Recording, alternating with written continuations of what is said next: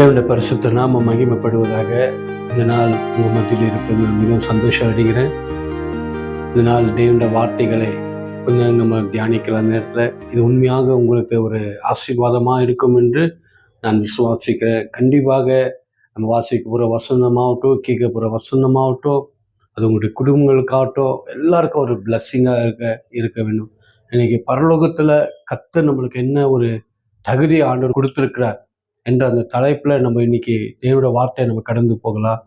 உண்மையாக இந்த உலகத்தில் நம்மளுக்கு ஒரு தகுதி இல்லாமல் இருக்கலாம், ஆனால் நம்மளை தகுதிப்படுத்தின தேவன் நம்மளோடு கூட இருக்கிறார். அவர் நம்மளை எப்படி ஆண்டவர் நம்மளை வைத்திருக்கிறார், நம்மளை அழைச்சவர், அவர் உண்மை உள்ளவராக இருக்கார்.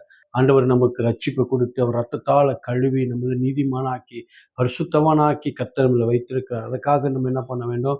தேவனுக்கு நம்ம ஸ்தோத்திரம் பண்ண வேண்டும். நாம சில வார்த்தைகளை நம்ம வேதத்திலிருந்து நம்ம தியானிக்கும் போது உண்மையாக அந்த வார்த்தைகள் நம்மளுக்கு ஒரு ஆசீர்வாதமாக தேவ ஆவியானவர் நம்மளுக்கு மாற்றி கொடுப்பார் என்று நான் விசுவாசிக்கிறேன்.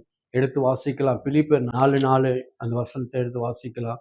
கர்த்தருக்குள் எப்பொழுதும் சந்தோஷமாய் இருங்கள் என்று மறுபடியும் சொல்லுகிறேன். ஆமென். அதுல 2 தடவை இதுல பவுல் சொல்லுகிற வார்த்தை என்னென்றால், கர்த்தருக்குள் சந்தோஷமா இருங்கள், கர்த்தருக்குள் சந்தோஷமா இருங்கள் என்று பவுல் இன்னைக்கு கரெக்டாக அந்த வார்த்தைகளை நம்மளுக்கு சொல்லுகிறவர். அப்போ கர்த்தருக்குள்ள நம்ம என்னவா இருக்கணுமா?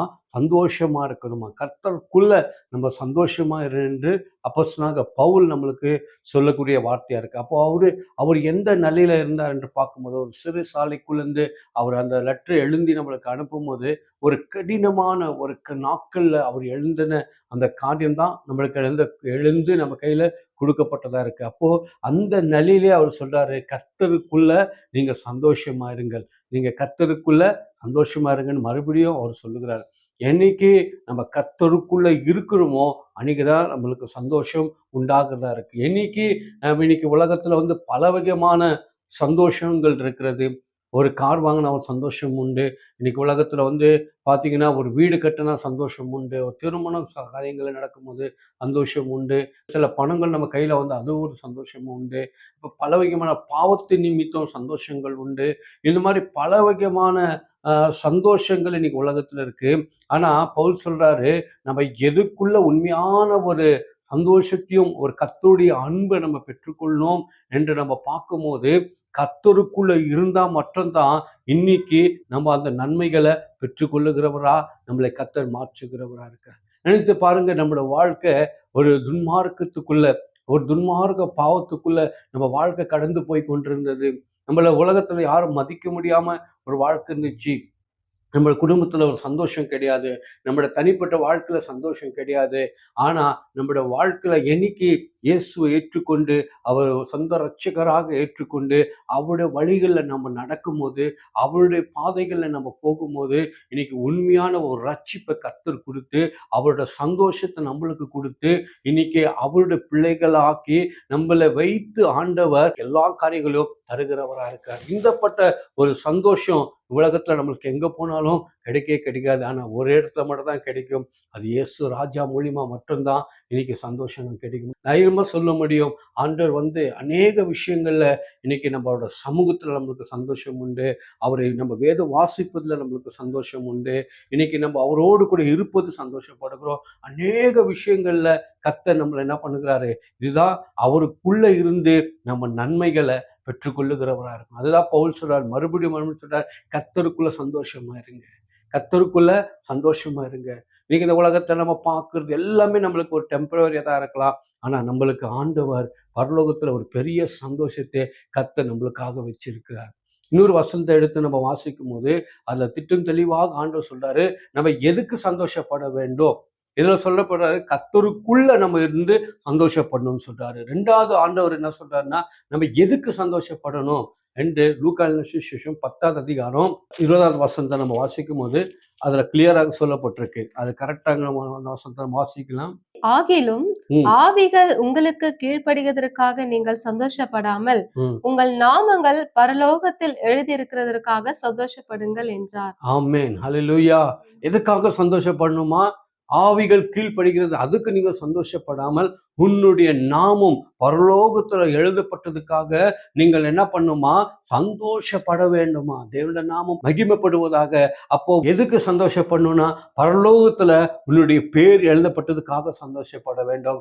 அப்போ முதலாவது ஆண்டவர் சொல்றாரு, என்னைக்கு உன்னோட பேர் எழுதப்படும்னா, நீ கர்த்தருக்குள்ள இருக்கும் போதுதான். கர்த்தருக்குள்ள நிற்கும் போது, ஏசப்பாக்குள்ள ஓடும் போது, அவருடைய நாமத்தை நீ தரித்து கொள்ளும் போது, அவருடைய நாமத்துக்காக நீ வாழும் போது, உன்னுடைய பேரு பரலோகத்துல எழுதப்பட்டதா இருக்கிறது. இன்னைக்கு நினைத்து பாருங்க, நம்ம எங்கேயோ பிறந்தோம், எங்கேயோ வாழ்ந்தோம். ஆனா நம்மளை ஆண்டவர் வேர் பிரித்து அவருடைய பிள்ளைகளாக்கி நம்மளை என்ன பண்ணார்னா, அவருடைய ஜீவபட்சத்தின் புஸ்தகத்துல நம்முடைய பேரை கர்த்தர் வைத்திருக்கிறாராம். அப்போ என்னோட பேர்கள் பரலோகத்துல எழுதப்பட்டதுக்காக நம்ம என்ன பண்ணோம்னா, தேவனை ஸ்தோத்திரிக்க வேண்டும். இன்னைக்கு அநேக பேர்கள், பணம் இருக்கு, ஆஸ்தி இருக்கு, எத்தனையோ பில்டிங்கள், எத்தனையோ வகையான சொத்துக்கள், எத்தனையோ வகையானது இருக்கு. ஆனா இன்னைக்கு யோசித்து பாருங்க, உன்னுடைய குடும்பத்துல உன்னுடைய பிள்ளைகளுடைய பேர்கள் பரலோக ராஜ்யத்துல இருக்கிறதா? உங்களுடைய பேர், நீ கர்த்தருக்குள்ள இருக்கிறியா? உன்னுடைய பேரு பரலோக ராஜ்யத்துல இருக்கிறதா இன்னைக்கு என்று நம்ம யோசித்து பார்க்க வேண்டும். அப்ப இந்த பரலோகத்துல நம்ம கடைசி நாட்கள்ல அந்த புஸ்தகம் திறக்கப்படும் போது நம்மளுடைய பேர்கள் அந்த இடத்துல கூப்பிடப்படுகிறதா இருக்கிறது. அதுக்குதான் ஆண்டவர் சொல்றாரு, உலகத்துல நீ எதுக்கு சந்தோஷப்படுறியோ இல்லையோ, உன் வாழ்க்கையில இயேசு என்னுடைய பேர் பரலோகத்துல எழுதப்பட்டதுக்காக நீங்க உண்மையாக சந்தோஷப்பட்டே பட வேண்டும். எத்தனை பேர் விசுவாசிக்கிறீங்க? இன்னைக்கு என்னோட பேர் பரலோகத்துல இருக்கு. இன்றைக்கு நான் தேவன் வந்தாலும் தேவன் என்னை கொண்டு போவார். என்னோட பேர் ஜீவபட்ச புஸ்தகத்துல என்னோட பேர் இருக்குது. அப்ப அதுக்கு என்ன பண்ணணும்னா, நீங்க சொந்த ரட்சகராக இயேசுவை ஏற்றுக்கொண்டு அவருக்காக வாழ்ந்து ஞானஸ்தானம் எடுக்கும் போது உன்னுடைய பேர்கள் என்னாகிறது என்றால், பரலோக ராஜ்யத்தில் உன்னுடைய பேர்கள் எழுதப்படுகிறதா இருக்கிறது. எவ்வளவு ஒரு பெரிய பாக்கியம்! அவர் சிங்காசனத்துல மீட்டு கொண்டிருக்கிற தேவனுக்கு முன்பாக என்னுடைய பேர் இருக்கிறது என்றால், நம்ம எவ்வளவு தகுதி பெற்றவர்களா இருக்கிறோம், நம்ம எவ்வளவு ஆசீர்வதிக்கப்பட்டவர்களா இருக்கிறோம். இதுதான் பெரிய ஒரு சந்தோஷம். இன்னைக்கு எத்தனையோ பேர்கள் நம்ம சொந்தத்திலே ஆகட்டும், பந்தத்திலே ஆகட்டும், அந்த ஜீவபட்சத்தின் புஸ்தகத்துல பேரே இல்லாம இருக்கிறாங்க. அவர்கள் பேரெல்லாம் அதுல வர வேண்டும் என்றால் நம்ம என்ன பண்ண வேண்டாம்? நம்ம கர்த்தருக்குள்ள இருக்க வேண்டும். நம்ம கர்த்தருக்காக, ஏசப்பாக்காக உண்மையா ஓடக்கூடியவர்களா இருக்க வேண்டும். நான் தேவனுக்குள்ள அவரோட பலத்த கரத்துக்குள்ள நான் அடங்கி இருக்கும் போது அவர் எல்லா காரியங்களையும் எனக்கு தேவன் செய்கிறவரா இருக்கிறார். அப்போ முதல் காரியம் என்னென்றால், நம்ம எதுக்காக சந்தோஷப்படணும்? யோசித்து பாருங்க.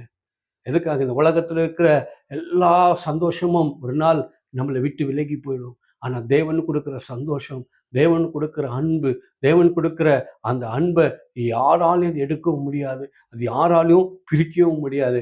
அப்படியாப்பட்ட ஒரு சந்தோஷத்தை வச்சிருக்கிறார். ஆனா இந்த உலகத்துல நம்ம வாழ்றோம், எதுக்கோ ஒண்ணுக்கு வாழ்ந்து, எதுக்கோ நம்ம வாழ்க்கையில இருந்து நம்ம என்ன பண்ணுகிறோம்? இன்னைக்கு மடிந்து போகிறோம். ஆனா என்னோட சந்தோஷம் எதை குறிக்கணும்னா, பரலோகத்தை குறித்தா இருக்க வேண்டும். பரலோகத்தின் வாசல்களை நம்ம பரலோகத்துல தேவனோடு கூட போகிறவர்களா நம்ம இருக்க வேண்டும். அப்ப என்னோட நாமம் பரலோகத்துல எழுதப்பட்டதுக்காக தேவனுக்கு ஸ்தோத்திரிக்க வேண்டும். தேவன் நம்மளுக்கு திட்டம் தெளிவா சொல்றாரு, என்னோட குடியிருப்போ எங்க இருக்குது என்றால் பரலோக ராஜ்யத்துல இருக்கிறதா. என்னோட குடியிருப்பு பரலோக ராஜ்யத்துல இருக்குதா. பிலிப்பியர் நீங்க 3வது அதிகாரத்துல 20 நம்ம வாசிக்கலாம். நம்முடைய குடியிருப்போ பரலோகத்தில் இருக்கிறது. அங்கே இருந்து கர்த்தராய் இருக்கிற இயேசு கிறிஸ்து என்னும் ரட்சகர் வர எதிர்பார்த்து கொண்டிருக்கிறோம். ஆமென். நம்முடைய குடியிருப்போ எங்க இருக்கிறதா? பரலோக ராஜ்யத்துல இருக்கிறதா நம்முடைய குடியிருப்பு. அப்போ நம்ம இந்த உலகத்துல வாழ்றது, இருப்பது இதெல்லாம் குடி இல்லையான்னு நினைக்கலாம். ஆனா நம்முடைய குடியிருப்பு எங்க இருந்து பார்க்கும்போது அருமையாக வேத வசனம் நம்மளுக்கு போதிக்கிறது. நம்முடைய குடியிருப்பு பரலோக ராஜ்யத்துல தான். இன்னைக்கு நாங்க மடிஞ்சாலும் நம்ம போகக்கூடிய ஒரே ஒரு இடம் எதென்றால் அது பரலோகத்தின் ராஜ்யத்துக்குரிய போக இடமா இருக்கிறது. அந்த இடத்துல போகும்போது என்னுடைய குடியிருப்பு பரலோக ராஜ்யத்துல கர்த்தர் எனக்காக, ஏசப்பா எனக்காக ஆயத்தம் பண்ணி வைத்திருக்கிறார். அதற்காக நீங்க என்ன பண்ண வேண்டும்? சந்தோஷப்பட வேண்டும். நீங்க ஒவ்வொரு நாளும் தேவனிடத்துல சொல்ல வேண்டும், அப்பா என்னோட குடியிருப்பு பரலோக ராஜ்யத்துல இருப்பு. ஆண்டவரே என்னோட குடியிருப்பு பரலோக ராஜ்யத்துல இருக்கு. நான் இந்த உலகத்தின் ஜனத்தை அல்ல, நான் பரலோகத்தின் தேவனார, பரலோகத்தின் குடியிருப்புல நான் இருக்கிறேன் என்று சொல்லி நீங்க சொல்லும் போது உன்னுடைய இடத்தை கர்த்தர் உங்களுக்காக ஆயத்தப்படுத்துறார். இன்னைக்கு நம்ம இந்த உலகத்துல இருக்கிறதெல்லாம் பார்த்து சந்தோஷப்படுறோம். அவங்களுக்கு வீடு இருக்கு, அது இருக்கு, இது இருக்குன்னு நம்ம சந்தோஷப்படுறோம். ஆனா ஒண்ணே ஒன்று, நீ எதுக்கு சந்தோஷப்படணும்னா, அப்பா இந்த உலகத்துல எனக்கு ஒன்றுமே இல்லை. ஆனா எனக்கு இருக்கிற இடம் ஒரே ஒரு இடம், அது பரலோகத்துல எனக்கு குடியிருப்பு நீர் வைத்திருக்கிறீரே, அதுக்காக தேவனுக்கு நம்ம ஸ்தோத்திரிக்க வேண்டும். தேவனுடைய பரிசுத்த நாமம் மகிமைப்படும். அதுக்கு தான் அப்போஸ்தலனாகிய பவுல் நம்மளுக்கு கிளியராக போதிக்கிறாரு. நீங்க இந்த பூமியின் மேல மனசு வைக்காதீங்க, மேலானது மேல நீங்க நோக்கி மனசு வைக்கும் போது உனக்கு மேலானது எல்லா காரியங்களையும் கர்த்தர் என்ன பண்ணுகிறாராம், ஆசீர்வதிக்கிறவரா இருக்கிறார். அப்போ இந்த ஜீவ பற்றிய புஸ்தகத்துல பேர்கள் எழுதப்படலைன்னா அவங்களுக்கு என்ன தண்டனைன்னு கூட ஆண்டவர் சொல்லப்பட்டிருக்கு. இந்த உலகத்துல அந்த ஜீவ பற்றின் புஸ்தகத்துல அவர்கள் பேரு இல்லைன்னா அவர்களுக்கு வேண்டிய தண்டனையை கூட ஆண்டவர் சொல்லியிருக்காரு. வெளிப்படுத்தல் 20ஆம் அதிகாரம் 15ஆவது வசனத்தை நம்ம வாசிக்கலாம். ஜீவ புஸ்தகத்திலே ஜீவ புஸ்தகத்திலே எழுதப்பட்டவனாக காணப்படாதவன் எவனோ அவன் அக்கினி கடலிலே தள்ளப்பட்டான்.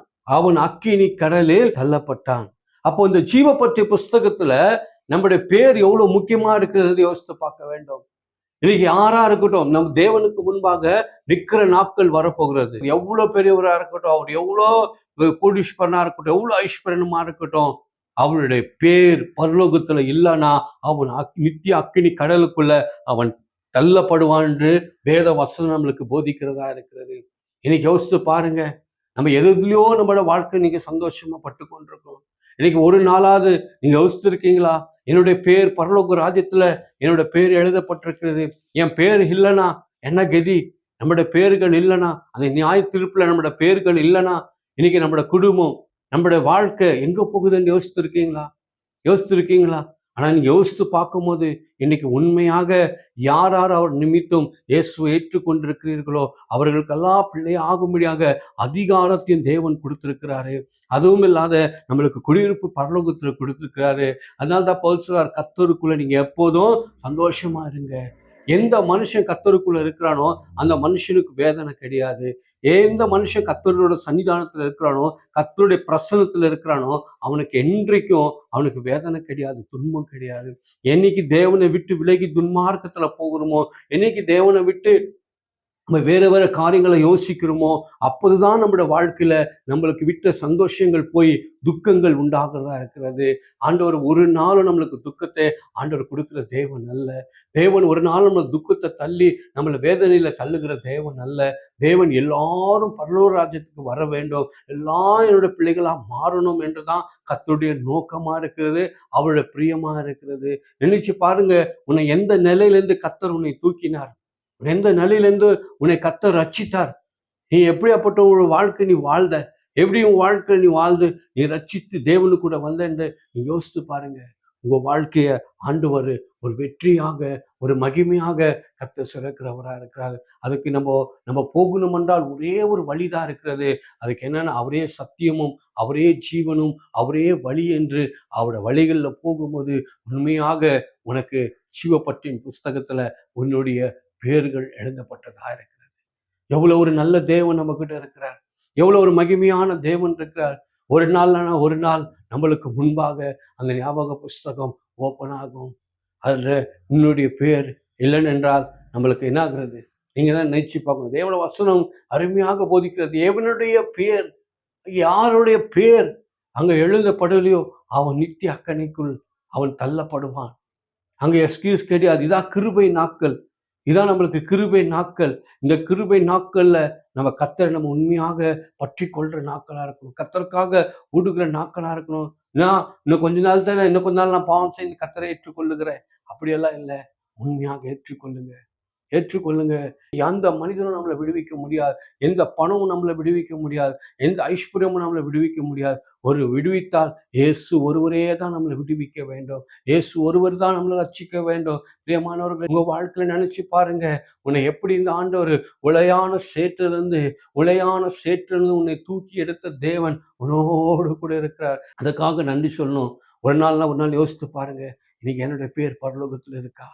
என்னுடைய பேர் பரலோகத்துல இருக்கா? ஆண்டவர் உனக்கு வேண்டிய எல்லா நன்மையும் சொல்லிட்டாரு. இதோ நான் வந்து உன்னை கொண்டு போக ஒரு ஸ்தலத்தை நான் ஆயத்தப்படுத்துவேன்னு ஆண்டவர் சொல்றாரு.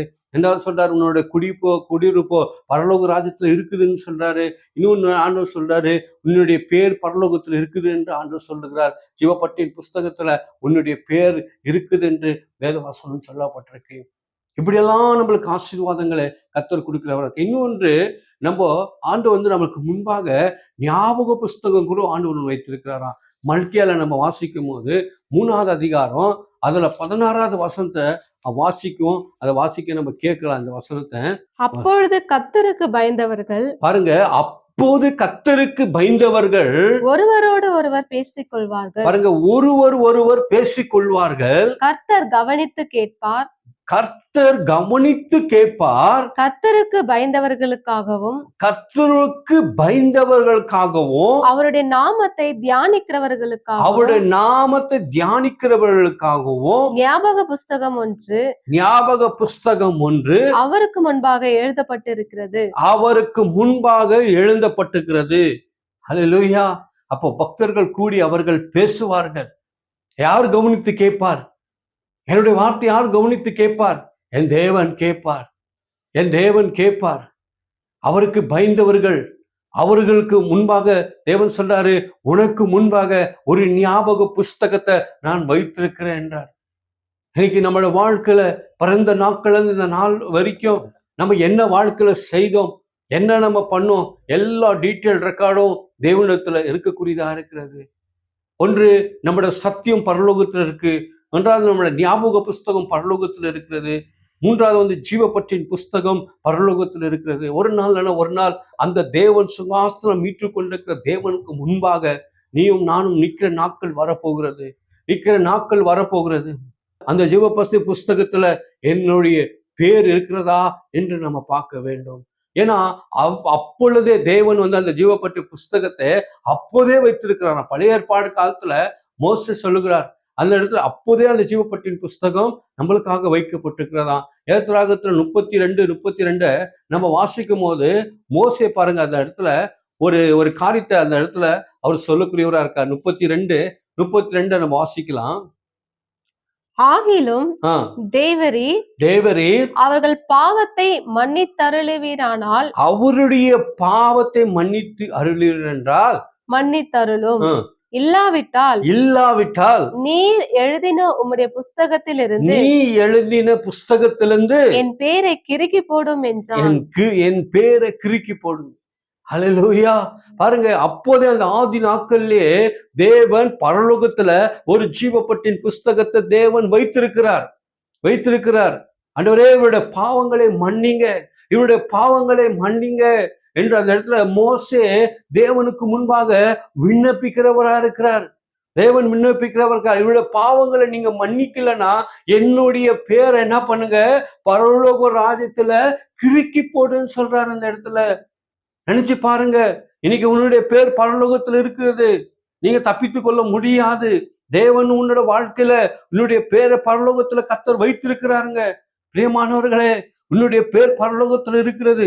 அதுதான் மோசே தைரியமாக சொல்றாரு, இவர்களுடைய பாவங்களை நீங்க மன்னிக்க விட்டால் என்னுடைய பேரை கிறுக்கி போடு. அந்த இடத்துல பேரை கிறுக்கி போட்டா, பேர் இல்லைன்னு என்றால் நம்மளுக்கு வேற வழியே கிடையாது. இந்த உலகத்துல நம்ம எப்படியோ வாழ்ந்து கொண்டிருக்கிறோம். ஏதோ நம்ம வாழ்க்கையில சந்தோஷப்பட்டு கொண்டிருக்கிறோம். உன்னோட வாழ்க்கையில உண்மையான சந்தோஷம் எப்ப தெரியுமா தெரியப்படும்? நான் பரலோக ராஜ்யத்துல தேவனுக்கு முன்பாக நிற்கும் போதுதான் அந்த உண்மையான சந்தோஷம் தெரியப்படும். இந்த உலகத்துல நீ எவ்வளோ அரமணியில வாழ்ந்தாலும், எவ்வளோ கோடீஸ்வரனா வாழ்ந்தாலும், எதெல்லாம் வாழ்ந்தாலும் நிம்மதி இல்லாம தான், வாழ்க்கையில சமாதானம் இல்லாம தான் இருக்கிறோம். ஆனா நீ என்னைக்கு கர்த்தருக்குள்ள இருக்கிறியோ அன்றைக்கு உன்னுடைய காரியங்கள் வாய்க்கப்படுகிறதா இருக்கு. அதான் மோசே சொல்றாரு. அந்த ஜனங்களுக்கு விண்ணப்பிக்கிறார். ஜனங்களுக்கு இவர்களுடைய பாவங்களே என்ன பண்ணுங்க, நீங்க மன்னிக்காவிட்டால், நீங்க எடுக்காவிட்டால், ஆண்டவரே என்னுடைய பேரை பரலோக ராஜ்யத்துல கிறுக்கி போடுங்க. யாராவது சொல்ல முடியுமா? உங்களால சொல்ல முடியுமா? அப்ப பரலோகம்ன்றது ஒன்று உண்டு. அப்ப பரலோகத்துல என்னுடைய பேர் என்றது ஒன்று உண்டு. அதுதான் மோசே சொல்றாரு. அப்ப இன்னும் நம்மளுக்கு ஆழமா ஆண்டவர் சொல்றாரு. ஆண்டவருடைய வசனம் சொல்லப்பட்டிருக்கு. அப்ப என்னுடைய பேர், இன்னைக்கு முழுமையான சந்தோஷம் பரலோகத்துல உண்டு. அங்க ஆடலும் பாடலும் தேவனுடைய மகிழ்ச்சியும் அந்த இடத்துல உண்டு. கண்ணீர் இல்லை, அங்க வேதனை இல்லை, அங்க துன்பம் இல்லை, அங்க எதுவுமே இல்லை. ஆண்டவர் அங்கதான் நம்மளுக்கு சந்தோஷமா வச்சிருக்காரு.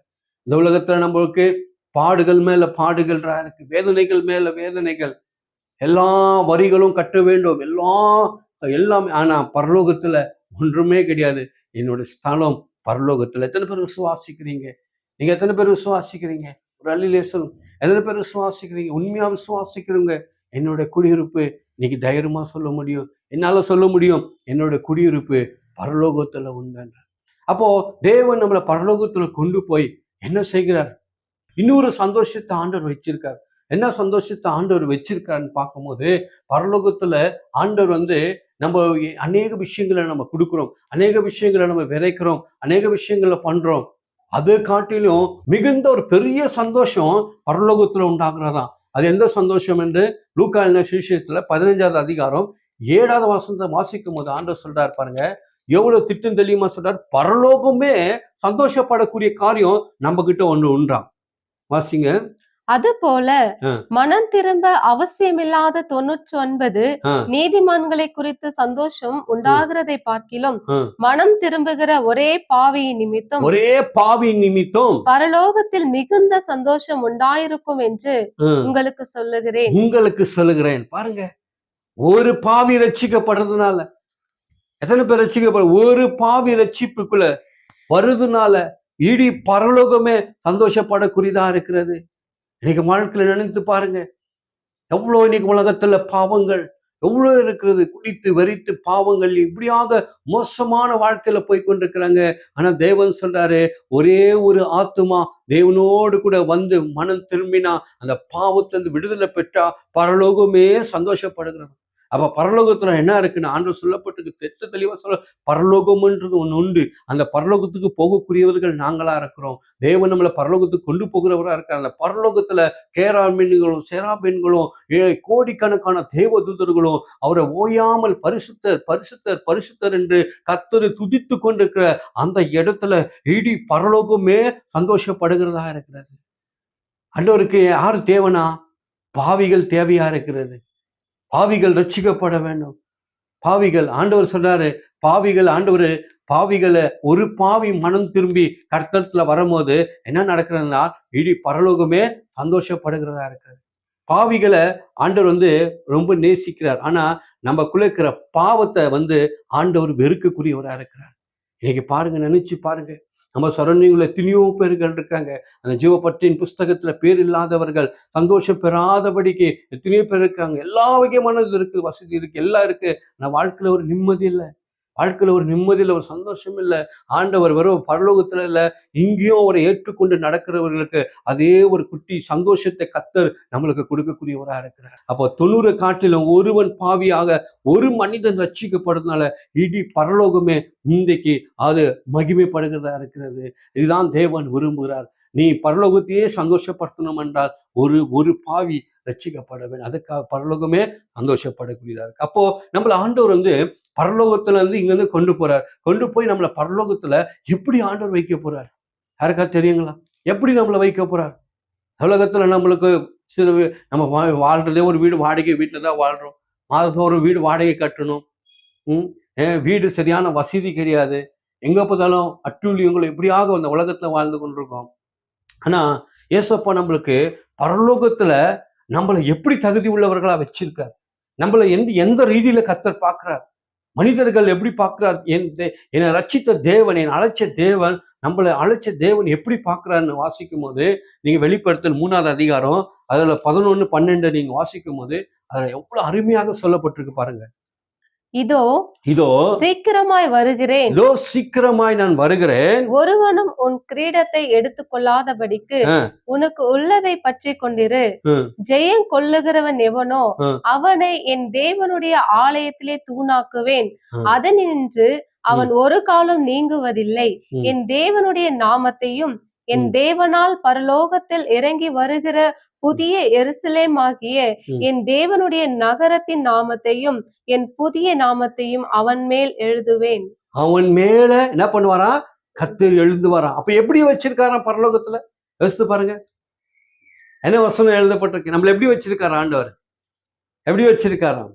நம்மளுக்கு நம்ம மேல என்ன பண்ணியிருக்காராம், ஒரு ஜீவ கிரீடத்தை ஆண்டவர் வந்து வைத்தவரா இருக்கிறார். அந்த ஜீவ கிரீடத்தை எவனும் எடுக்காதபடிக்கு நீங்க என்ன பண்ணுமா, பாதுகாத்து கொள்ள வேண்டுமா. இன்னைக்கு நம்ம ரட்சிப்பு கர்த்தர் கொடுத்திருக்கிறார். இன்னைக்கு நம்மளுக்கு எல்லாவற்றும் நன்மையை நம்மளுக்கு கர்த்தர் கொடுத்திருக்கார். அந்த ரட்சிப்பை எடுக்காதபடிக்கு நம்ம என்ன பண்ணுமா, பாதுகாத்து கொள்ள வேண்டுமா. இன்னைக்கு நம்ம எப்படி நம்ம சொத்துக்களை நம்ம பாதுகாத்துக் கொள்கிறோம், எப்படி நம்மளுக்கு இருக்கிற நம்மளோட வாழ்க்கை பாதுகாத்துக் கொள்கிறோம், குடும்பத்தை பிள்ளைகளை எப்படி பாதுகாத்துக் கொள்கிறோம். அதே போல ஆண்டவர் சொல்றார், மகனே மகளே, உனக்கு ஒரு ஜீவ கிரீடத்தை நான் உனக்கு வைத்திருக்கிறேன், அதை நீ என்ன பண்ணு, காத்து கொள்ளு என்றார். பரலோகத்துக்கு போகும்போது அந்த ஜீவ கிரீடத்தை நம்ம பாதுகாத்து கொள்ளுமா. அப்புறமா பரலோகத்துல எப்படி வச்சிருக்காராம், அவருடைய தூணுகளாக நம்மள, ஒரு பில்லராக நம்மள ஆண்டவர் வைத்தவரா இருக்கிறார். கர்த்தருடைய நாமம், பரிசுத்த நாமம் மகிமைப்படுவதாக. நம்மள பரலோகத்துல எப்படி தகுதி உள்ளவர்களா கர்த்தர் வச்சிருக்கார்.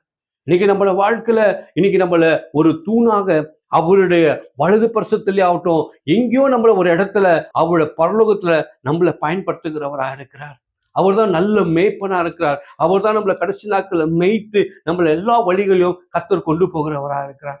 அப்போ அந்த இடத்துல கிளியராக தேவனுடைய வசனம் சொல்லப்பட்டிருக்கு, உன்னுடைய ஜீவ கிரீடத்தை ஒருவனும் எடுக்காதபடிக்கு நீ பாதுகாத்துக்கொள். ஆமென், பாதுகாத்துக்கொள் என்றாரு. இரண்டாவது வந்து உன்னை பரலோகத்துல உன்னை தூணாக நான் வைப்பேன் ஆண்டவர் சொல்லுகிறார். தேவனுடைய பரிசுத்த நாமம் மகிமைப்படுவதாக. அந்த வெளிப்படுத்தலே நீங்க 3வது அதிகாரம் அதுல நீங்க 21வது வசனத்தை வாசிக்கும் போது அந்த வசனத்தை வாசிக்க நம்ம கேட்கலாம். நான் ஜெயம் கொண்டு என் பிதாவினுடைய சிங்காசனத்திலே அவரோடு கூட உட்கார்ந்து போல, அவரோடு கூட உட்கார்ந்தது போல ஜெயம் கொள்ளுகிறவன் எவனோ அவனும் என்னுடைய சிங்காசனத்தில் என்னோட கூட உட்காரும்படிக்கு அருள் செய்வேன். ஆமென், ஹல்லேலூயா. நம்மளால நினைச்சு பாருங்க, நம்மளால இது முடியுமா? நம்மளால முடியும். ஜெயம் கொள்ளுகிற எவனுடைய வாழ்க்கையிலும், இந்த உலகத்துல இன்னொருக்கு இருக்கிற எல்லா பாவங்களையும், உலகத்துல இருக்கிற எல்லா ஆசைகளையும் ஜெயித்து கர்த்தரிடத்துல நீ போகும்போது, பிரியமானவர்களே, கர்த்தரிடத்துல நீ நிற்கும் போது ஆண்டவர் சொல்றாரு, உன்னை அவர் எப்படி ஜெயம் கொண்டு அவர் போய் வலது பரிசுத்துல உக்காந்தாரோ அதே போல நான் உன்னை வலது பரிசுத்தில் நான் உன்னை உட்கார வைப்பேன் என்று தேவன் சொல்லுகிறார். எவ்வளவு ஒரு மகிமை பாருங்க. நான் தேவனோடு பக்கத்துல உட்கார்றதுக்கு நான் தகுதி உள்ளவனா மாற வேண்டும். அதுக்கு தகுதி உள்ளவனா மாறணும் என்றால் இந்த உலகத்துல நான் கர்த்தருக்காக வாழணும், கர்த்தருக்காக ஓடணும், அவருடைய நீதிக்காக நேர்மைக்காக நான் நிற்க வேண்டும். அவர் எப்படி பரிசுத்தமாய் வாழ்ந்தாரோ அந்த பரிசுத்தமாய் நான் வாழணும். அவர் எப்படி நேர்மையா இருந்தாரோ அதே போல அவர் நானும் என் வாழ்க்கையில் இருக்கணும். நினைச்சு பாருங்க, இன்னைக்கு நம்மளுக்கு அநேக பேர் நம்மளுக்கு இடம் இல்லாம இருக்கலாம். ஆனா தேவன் சொல்றாரு, நீ என் இடத்துல வரும்போது மகனே, உன்னை நான் மறு பரிசுத்துல நான் உன்னை உட்கார வைப்பேன். அவரோட சிங்காசனத்துல நம்மளை உட்கார வைக்கிறவரா இருக்கிறார். அங்க தீர்மானிக்கிறவர் மனிதர் அல்ல, ஊழியர் அல்ல. அங்க தீர்மானிக்கிறவர் யார் என்றால் ஏசப்பாவா இருக்கிறார். இன்னைக்கு என் வாழ்க்கை தீர்மானிக்கிறவர் யார் என்றால் அவர் இயேசு ராஜாவா இருக்கிறார். இன்னைக்கு உலகத்துல என்ன குறித்து அநேக 1000 பேர் 1000 பேசலாம். ஆனா என் தேவன் என்னை குறித்து என்ன பேசுகிறார், எதை நம்மளுக்காக வைத்திருக்கிறார், நீங்க சற்று நேரம் யோசித்து பாருங்க. யோசித்து பாருங்க, உங்களோட வாழ்க்கையில நீ எதுக்காக வாழ்ற உங்க வாழ்க்கை. ஒரு வாழ்க்கை இயேசுக்காக நம்ம வாழ வேண்டும். இன்னைக்கு நினைச்சு பாருங்க, பரலோகத்துல உனக்கு எல்லா நன்மையும் கர்த்தர் ஆயத்த பண்ணி வச்சிருக்கிறார். இன்னைக்கு பார்க்கும்போது தேவன் உனக்கு ஒரு குறையில்லாதபடிக்கு உன்னை பரலோகத்துக்குள்ள கர்த்தர் கொண்டு போகிறவரா இருக்கிறார். அப்போ முதலாவது சந்தோஷம் என்னென்றால் கர்த்தருக்குள்ள நம்ம இருக்க வேண்டும். முதல் சந்தோஷம் தேவனுக்குள்ள நம்ம இருக்கணும். இன்னைக்கு தேவனுக்குள்ள, கர்த்தருக்குள்ள, ஏசப்பாக்குள்ள இருக்கும் போது உண்மையாக ஒரு சந்தோஷம் என்னால சொல்ல முடியும். என் வாழ்க்கையில நான் கர்த்தருக்குள்ள வந்ததுனாலதான் இன்னைக்கு என்னோட குடும்பம் சந்தோஷமா இருக்கு. என்னோட ஊழியர்கள் எல்லாவற்றும் சந்தோஷம். 2வது வந்து என் பேர் பரலோகத்துல எழுதப்பட்டதுக்காக நான் சந்தோஷப்பட்டு கொண்டிருக்கேன். இன்னொன்று, என்னோட பேர் ஆண்டவர் அந்த இடத்துல எடுத்து போடாதபடிக்கு கர்த்தர் நம்மளை பாதுகாத்து கொண்டு வந்து கொண்டிருக்காக தேவனுக்கு நம்ம ஸ்தோத்திரிக்க வேண்டும். தேவனுடைய பரிசுத்த நாமம் மகிமைப்படுவதாக. அப்போ என்னோட குடியிருப்பு எங்க இருக்குன்னு பார்க்கும்போது பரலோக ராஜ்யத்துல இருப்பு. அதற்காக நான் சந்தோஷப்படணும். என் வாழ்க்கையில எது இந்த உலகத்துல நான் எது சேர்த்து வச்சாலும் ஒன்றுமே நம்ம பரலோகத்துக்கு கொண்டு போக முடியாது. ஆனா நம்முடைய நல்ல காரியங்களை மட்டும் தான் நம்ம பரலோகத்துக்கு கொண்டு போகிறவராக இருக்கிறோம். இன்னும் ஒரே ஒரு விஷயத்த நம்ம வாசித்துட்டு நம்ம ஜெபிக்கலாம். நேரத்துல அதே வெளிப்படுத்தல நீங்க 14வது அதிகாரம் 13வது வசனத்தை வாசிங்க. பின்பு பரலோகத்திலிருந்து ஒரு சத்தம் உண்டாக கேட்டேன். ஒரு சத்தம் உண்டாக கேட்டேன். அது கர்த்தருக்குள் மறிக்கிறவர்கள் இது முதல் பாக்கியவான்கள் என்று அவர்கள் தங்கள் பிரயாசங்களை விட்டொழிந்து அவருடைய பிரயாசங்களை ஓய்விட்டு இளைப்பாறுவார்கள். அவருடைய கிரியைகள் அவர்களோட கூட போகும். அவருடைய கிரியைகள் பரலோகத்தில் அவரோடு கூட போகும். ஆவியானவரும் ஆம் என்று திருவுளம் ஆவியானவரும் ஆமென் என்று திருவுளம் பற்றுவார். ஹல்லேலூயா. எவ்வளவு ஒரு நல்ல வசனம் சொல்லப்பட்டிருக்கு. இன்னைக்கு எதை நீ கொண்டு போற? உன்னுடைய நல்ல குட் திங்ஸ், நல்ல உன்னுடைய கிரியைகள் பரலோக ராஜ்யத்துக்கு போகக்கூடியதா இருக்கு. இந்த நாள்ல இருந்து நன்மைகளை சேருங்க. பரலோகத்துக்கு போகக்கூடிய நல்ல ஒரு காரியம் என்னென்றால் மகிழ்ச்சியா கர்த்தரோடு கூட இருங்க, தேவனோடு கூட வாழுங்க, முடிஞ்ச நன்மை செய்யுங்க, கர்த்தருக்கு ஆசீர்வாதமா இருங்க. உன்னுடைய நல்ல கிரியைகள் அங்க பரலோகத்துக்கு போகக்கூடியதா இருக்கு. சபாஷ், நல்ல கிரியைகளை நீ பற்றி என்னிடத்துல வந்தா என்று தேவன் நம்மள சொல்லக்கூடியதா இருக்கணும். கிரியைகள் இருக்கும் போதே, நல்ல நன்மை இருக்கும் போதே, ஈவைகள் இருக்கும் போதே நம்ம செய்ய ஆரம்பிக்கும் போது கர்த்தர் என்ன பண்ணுகிறாரு? நல்ல நன்மைகளை நம்மளுக்கு கொடுக்கிறவரா இருக்கிறார். எவ்வளவு ஒரு நல்ல தேவன் நம்மளோடு கூட இருக்கார். யோசித்து பாருங்க. ஐயோ, எனக்கு யாருமே இல்லை, என் வாழ்க்கையில எனக்கு உதவி செய்யறவங்க யாருமே இல்லை, எப்படி என்று யோசிக்கலாம். ஆனா உனக்கு ஒரு ஸ்தலம் உண்டு. இந்த உலகத்தை நீ வாழ்ற எல்லாமே டெம்பரரி தான். ஆனா தேவன் உனக்காக வைத்ததை நம்ம கர்த்தருக்கு ஸ்தோத்திரிக்க வேண்டும். கர்த்தருடைய நாமத்தை நம்ம உயர்த்துகிறவரா இருக்கணும். முதல் சந்தோஷம் கர்த்தரோடு கூட வாழ்வதுதான் சந்தோஷம். அவரோடு கூட நிற்பதான் சந்தோஷம் என்ற தீர்மானத்தை எடுங்க. உங்க வாழ்க்கை ஆசீர்வாதமா இருக்கும். இன்னைக்கு நீ எந்த நிலையில, உன் வாழ்க்கை எப்படி இருந்தது, இன்னைக்கு எந்த நிலையில நீ இருக்கிற, எந்த நிலையில உன்னை கர்த்தர் ஆசீர்வதிச்சிருக்கார் யோசிக்க முடியுமா? யோசித்து பாருங்க. கர்த்தர் உங்களை ஆசீர்வதிக்கிறவர்கள். நம்ம ஒரு நிமிஷம் நம்ம கண்களை மூடி இந்த வார்த்தைக்காக நம்ம ஜெபிக்கலாம். நேரத்துல ஹல்லேலூயா. தேவனே, உம்மை நாங்க ஸ்தோத்திரிக்கிறோம். ஸ்தோத்திரிக்கிறோம்ப்பா. அப்போஸ்தலனாக பவுல், ஆண்டவரே, பிலிப்பியர் 4:4 சொன்னபடியாக கர்த்தருக்குள்ள சந்தோஷமா இருங்கள் என்று ஆண்டவரே சொல்லப்பட்டிருக்கு. ஆண்டவரே, சந்தோஷமான காரியங்கள் என்ன என்று நாங்கள் ஒன்னொன்றும் வாசித்து பார்த்தோம் ராஜா. என்னுடைய நாமங்கள் பரலோக ராஜ்யத்துல எழுதப்பட்டதுக்காக, ஜீவப்பட்டிய புஸ்தகத்துல என் பெயர்கள் எழுதப்பட்டதுக்காக நான் தேவனை ஸ்தோத்திரிக்கிறேன், நான் சந்தோஷப்படுகிற கர்த்தாவே.